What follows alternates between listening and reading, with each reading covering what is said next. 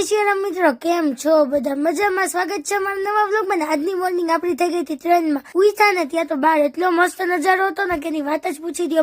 નજારો જોઈને પેલા તો આપણે બ્રશ કરી લીધું ને બ્રશ કરીને મસ્ત એવા ફ્રેશ થઈ ગયા. બહાર નીકળીએ ને એટલે આપણો અડગ તો કે હમાય જ નહીં. એમાં મારું તો ડ્રીમ પૂરું થવાનું છે. આપણે એક સ્ટેશને પહોંચ્યા ને તો મને એમ કઈ ટ્રેન આવે, પરંતુ આ તો ખાલી એન્જિન હતું. મારું તો પોપટ થઈ ગયું. સવારનો નજારો જોવા લાયક હતો. અહીંનો વ્યૂ હતો એક નંબર. વ્યૂ જોઈને પછી આપણે બારી પાસે બેસી ગયા હતા. મને તો એટલી નીંદર આવતી હતી ને એની વાત જ પૂછી દો.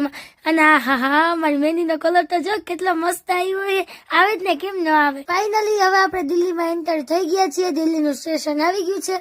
આપણી ટ્રેન જર્ની દિલ્હી સુધીની જ હતી. અહીંથી આપણે છે ને બસમાં જવાનું છે. બધા બિસ્તરા પોટલા લઈને આપણે નીચે ઉતરી ગયા.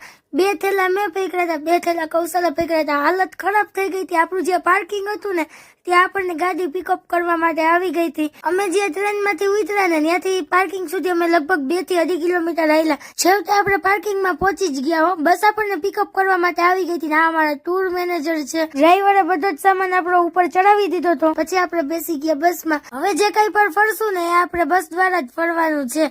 આ છે દિલ્હીનો વ્યૂ. અહીંથી અમે લોકો જઈ રહ્યા છીએ હરિદ્વાર. કૌશલને કહો ભૂખ લાગી. હવારનું કઈ નતું ખાતું, પેટમાં ઉંદેરા બોલતા હતા. પછી નાસ્તાનો સ્ટોપ આપણો આવી ગયો તો મીન્સ હોટલે ઉભી રાખી હતી. અને અહીંયા પહોંચીને પેલા તો ચા મગાવી, કારણ કે ચા વિના ને કઈ મજા જ નતી આવતી. ટ્રેનમાં ને એમાં ચા તો મળી રહે, પણ ઓલી વિચિત્ર પ્રકારની ચાની ચુસ્કી આપણે ચડાવી લીધી હતી. અને પછી આલુ પરોઠાનો વેઇટ કરતા હતા ત્યાં જ આલુ પરોઠું દહીં આવી ગયું. અહીંના આલુ પરોઠા બહુ મસ્ત ના હોય. બહુ ભૂખ લાગી હતી ને એટલે પેલા તો ઝાપટવા જ માંડ્યા બે માણસ. કૌશલ નાસ્તો કરવામાં એટલા વ્યસ્ત હતા ને કે એને ફોનમાં જોવાનો ટાઈમ નતો. મસ્ત પેટ પૂજા કરી લીધી. દાબીને પરોઠા ખાઈ